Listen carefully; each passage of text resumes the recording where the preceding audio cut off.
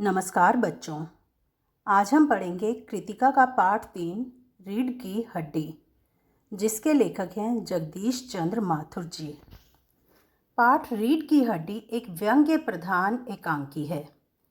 इस एकांकी के माध्यम से लेखक ने समाज में स्त्रियों के प्रति व्याप्त रूढ़िवादी मानसिकता पर प्रहार किया है तथा स्त्रियों की शिक्षा एवं उससे उत्पन्न उनके आत्मविश्वास और साहस का वर्णन किया है।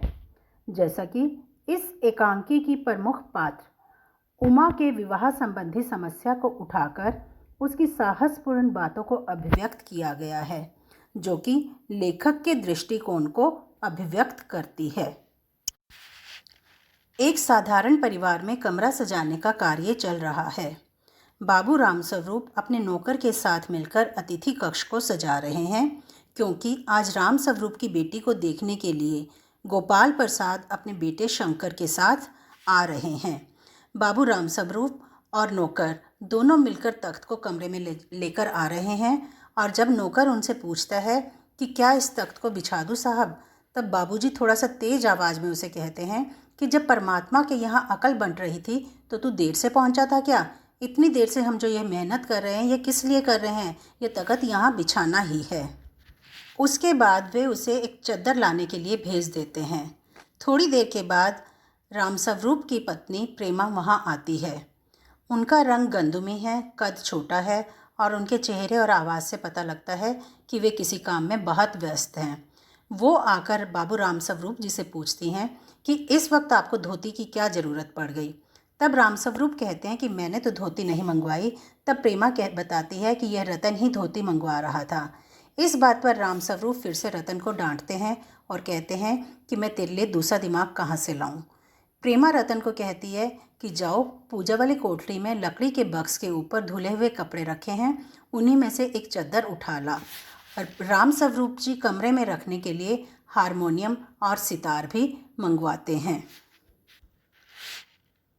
प्रेमा रामस्वरूप जी को बताती है कि आपकी बेटी उमा तो रूसी हुई है। तब रामस्वरूप जी कहते हैं कि बहुत मुश्किल से ये लोग पकड़ में आए हैं, अब किसी भी प्रकार की बेवकूफ़ी से ये काम बिगड़ना नहीं चाहिए। तब प्रेमा कहती है कि मैं तो सारी सब तरह से कोशिश करके हार गई हूँ। आपने ही उसे इतना पढ़ा लिखा रखा है, उसने BA MA किया हुआ है, जिसके कारण वो किसी भी बात को नहीं मानने वाली है। तब रामस्वरूप जी उसे कहते हैं कि तुम्हें कितनी बार समझाया था कि इस बात को हमें बार बार नहीं करना। और फिर प्रेमा बताती है कि मैंने तो उमा के सामने पाउडर भी रखा था ताकि वो उसे लगा ले, लेकिन उसे तो ना जाने इन चीज़ों से किस जन्म की नफ़रत है। इस बात पर प्रेमा फिर से कहती है कि मैंने तो पहले ही कहा था कि इसे इतना मत पढ़ाओ, उसे एंट्रेंस ही पास करवा दो, वही काफ़ी है। तब रामस्वरूप जी कहते हैं कि तुम्हें कितनी बार समझाया है कि हमें उमा की पढ़ाई को छिपाना है, तुम फिर भी इस एंट्रेंस का नाम अपने मुख पर ला रही हो। तब प्रेमा कहती है कि ठीक है, अब मैं इस विषय में कोई बात नहीं करूँगी। फिर रामस्वरूप जी कहते हैं कि ठीक है, उमा अगर पाउडर वाउडर नहीं लगाती तो मत लगाने दो, नाश्ता तैयार करके रखो, जैसे ही वो लोग आएंगे नाश्ता ले आएंगे। इतनी देर में रतन चादर लेकर आ जाता है। प्रेमा बताती है कि नाश्ता तैयार है और मिठाई वो लोग ज़्यादा खाएंगे ही नहीं, कुछ नमकीन चीज़ें बना दी हैं, फल हैं और चाय है, टोस्ट भी है, मगर मक्खन अभी तक नहीं मंगवाया। तब रामस्वरूप जी कहते हैं कि तुम्हें भी इस वक्त मक्खन की याद आई है, और तुम्हें यह भी पता है कि मक्खन वाले की दुकान दूर है, पर तुम्हें सही समय पर कोई भी बात याद नहीं आती। अब अगर हम रतन को मक्खन लाने के लिए भेज देंगे तो यहाँ का काम कौन करेगा? तब प्रेमा कहती है कि यहाँ का काम बहुत ज़्यादा नहीं है, कमरा ठीक हो गया है, बाजा सितार यहाँ आ गया है, नाश्ता साथ वाले कमरे में रख देंगे, जैसे ही वो लोग आएंगे मैं तुम्हें पकड़ा दूंगी, इतनी देर में रतन आ ही जाएगा। तब रामस्वरूप जी प्रेमा को बताते हैं कि आने वाले 2 ही अतिथि हैं, एक बाबू गोपाल प्रसाद और दूसरा उनका लड़का। वे बताते हैं कि वैसे तो वे वकील हैं, सभा सोसाइटियों में जाते हैं, खुद पढ़े लिखे हैं, लेकिन लड़की ऐसी चाहते हैं जो कि बहुत ज़्यादा पढ़ी लिखी ना हो। प्रेमा के यह पूछने पर कि लड़का कैसा है, तो रामस्वरूप बताते हैं कि बाप शेर है तो लड़का सवा शेर है, BSc के बाद लखनऊ में पढ़ता है, मेडिकल कॉलेज में। वो कहता है कि शादी का सवाल दूसरा है और शिक्षा का दूसरा, अर्थात वह भी कम पढ़ी लिखी लड़की चाहता है। इतना बताकर राम स्वरूप जी अपनी पत्नी को कहते हैं कि वह बेटी उमा को समझा बुझाकर ठीक ढंग से नीचे भेजे। तभी रतन उन्हें बताता है कि मेहमान आ गए हैं। तब राम स्वरूप जी प्रेमा को कहते हैं कि वे लोग आ गए हैं और रतन को डांटते हैं कि तू अभी तक मक्खन लाने नहीं गया, जल्दी जाओ। प्रेमा कहती है कि ठीक है, मैंने यहाँ सारा कुछ तैयार कर दिया है। फिर राम स्वरूप जी प्रेमा को कहते हैं कि अब तुम जाओ, मैं रख देता हूँ। बाबू गोपाल प्रसाद अपने बेटे शंकर के साथ प्रवेश करते हैं। राम स्वरूप नमस्कार करके उनका स्वागत करते हैं और उन्हें बिठाते हैं और उनसे पूछते हैं कि आपको मकान ढूंढने में कोई तकलीफ़ तो नहीं हुई। तो गोपाल प्रसाद जी कहते हैं कि नहीं, रास्ता आसानी से मिल गया। बातचीत का सिलसिला शुरू होने पर पता चलता है कि लड़का शंकर 2 साल के मार्जिन पर पास होता है। इस बात पर गोपाल प्रसाद जी बताते हैं कि वास्तव में वह 1 साल बीमार हो गया था। इसके बाद बातों का सिलसिला शुरू होता है और दोनों खाने की बातों पे आ जाते हैं कि पुराने समय में 4 पैसे में बहुत सारी बालाई आती थी और 2 आने की हजम करने की अकेले में ही ताकत थी। बहुत सारे खेल भी होते थे जिनमें हॉकी या क्रिकेट लोग खेला करते थे, परंतु कोई भी लड़का कमज़ोर नहीं होता था। राम स्वरूप जी उनकी बात की हाँ में हाँ मिलाते हैं और कहते हैं कि जी हाँ, उस ज़माने की बात ही दूसरी थी। गोपाल प्रसाद जी कहते हैं कि हमारे समय में पढ़ाई का यह हाल था कि एक बार पढ़ने के लिए बैठे तो 12 घंटे हम लगातार पढ़ते रहते थे और उस ज़माने में जो अंग्रेजी लिखता था वह आज का कोई भी उनका मुकाबला नहीं कर सकता। इस प्रकार दोनों अपने अपने समय को याद करते हैं और अपने समय को रंगीन बताते हैं। बातों के पश्चात गोपाल प्रसाद जी कहते हैं कि अब बिजनेस की बातचीत की जाए। राम स्वरूप जी बिजनेस की बात सुनकर घबरा जाते हैं और कहते हैं कि ठीक है, हम बात कर लेंगे, लेकिन उससे पहले थोड़ा सा नाश्ता कर लेते हैं। गोपाल प्रसाद जी कहते हैं कि आप तकलीफ़ क्यों कर रहे हैं। तब राम स्वरूप जी कहते हैं कि इसमें तकलीफ़ की कोई भी बात नहीं है और वे पीछे वाले कमरे से चाय और मिठाई नाश्ते की ट्रे उठाने चले जाते हैं।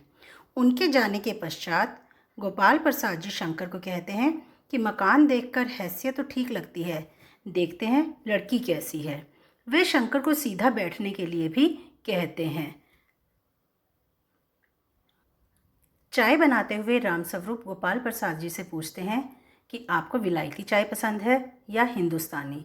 तो गोपाल प्रसाद जी कहते हैं कि मुझे तो आधा दूध और आधी चाय दीजिए और उसमें चीनी ज़्यादा डालना, क्योंकि बिना चीनी के चाय का कोई मज़ा नहीं आता। उनकी बातों को सुनकर शंकर कहता है कि सरकार अब ज़्यादा चीनी लेने वालों पर टैक्स लगाएगी। गोपाल प्रसाद जी कहते हैं कि सरकार चाहे टैक्स जो मर्जी लगा ले, लेकिन उसे एक ही टैक्स रखना चाहिए। राम स्वरूप जी पूछते हैं कि क्या, तो गोपाल प्रसाद कहते हैं खूबसूरती पर टैक्स।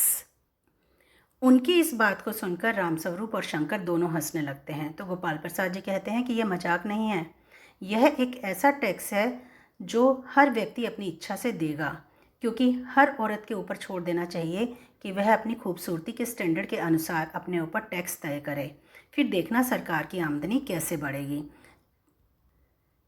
राम स्वरूप जी शंकर से पूछते हैं कि शादी तय करने में खूबसूरती का हिस्सा कितना होना चाहिए।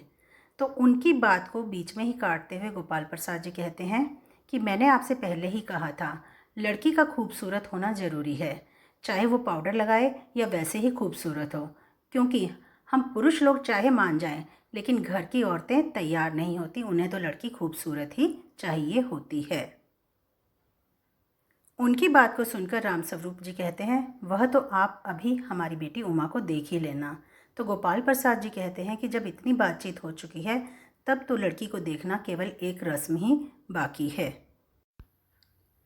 गोपाल प्रसाद जी के पूछने पर कि जन्म पत्री तो मिल ही गई होगी, राम स्वरूप जी कहते हैं कि जब जन्म पत्री को हमने ठाकुर जी के चरणों में रख दिया तो वो खुद ब खुद मिल गई।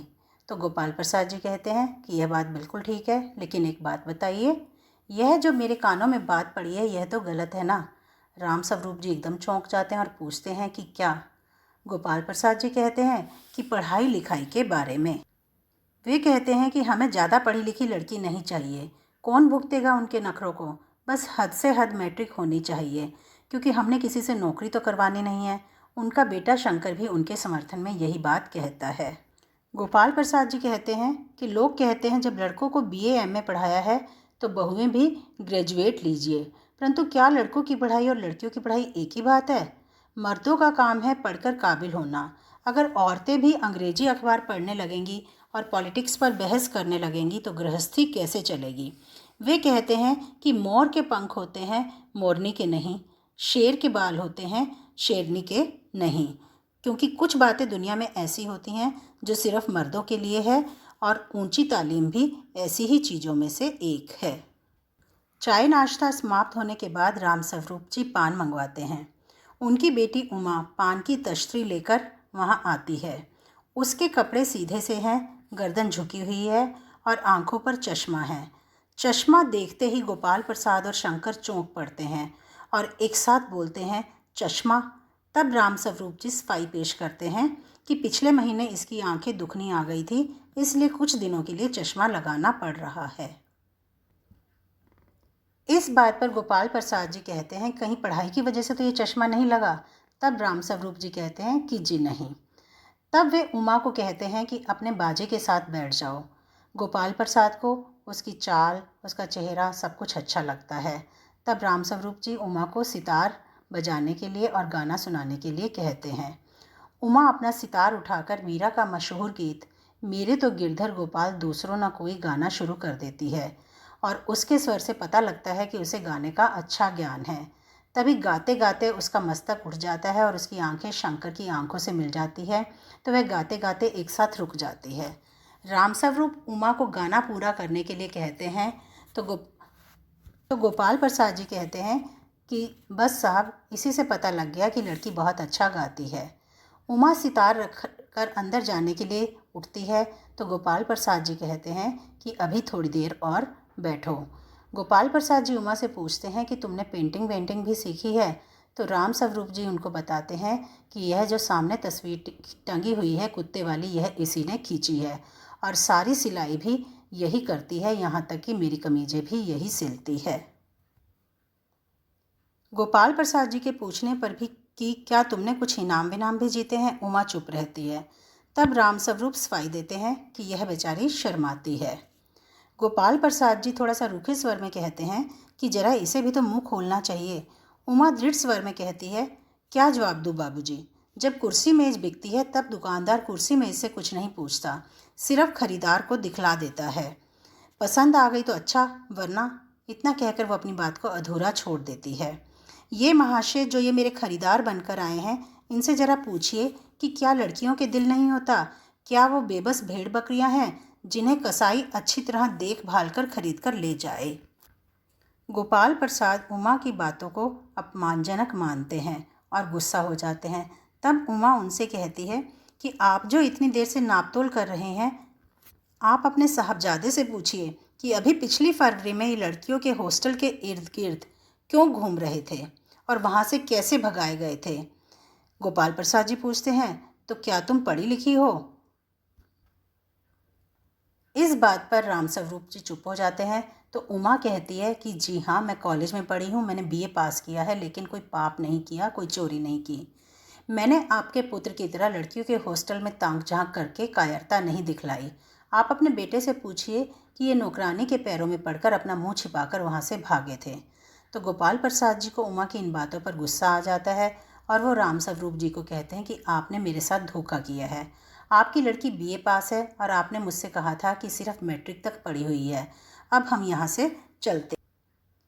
वे वापस जाने लगते हैं। तब उमा आखिरी चोट करते हुए कहती है, ज़रूर चले जाइए, लेकिन घर जाकर ज़रा यह पता ज़रूर लगाना कि आपके बेटे की रीढ़ की हड्डी भी है या नहीं, यानी बैकबोन। गोपाल प्रसाद जी अपमानित होकर वहाँ से चले जाते हैं। राम स्वरूप कुर्सी पर धम से बैठ जाते हैं। प्रेमा भी घबराहट की हालत में वहाँ आती है। तभी रतन मक्खन लेकर लौटता है। सब उसकी ओर देखते हैं और पर्दा गिर जाता है। धन्यवाद।